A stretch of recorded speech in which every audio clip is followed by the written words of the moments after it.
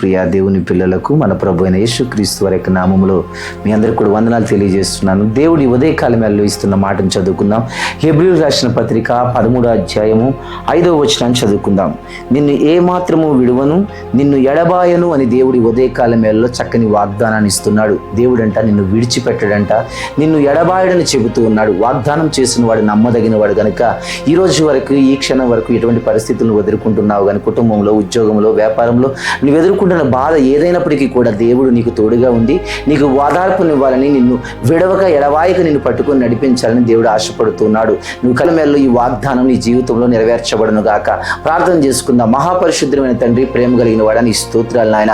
నిన్ను విడవను, నేను ఏమాత్రం ఎడబాయనని చెప్పిన దేవుడు తండ్రి నాయన. నీ బిడ్డను విడవక ఎడబాయక నిత్యము నీ కగుల్లో భద్రపరుచుకొని ఉదయం నుంచము తోడయండి. ఉద్యోగాల్లో, వ్యాపారాల్లో, కుటుంబాల్లో తోడయండి, నడిపించమని యేసు క్రీస్తు నామములో దైవ దీవెనలు ప్రకటిస్తున్నాము తండ్రి. ఆమేన్.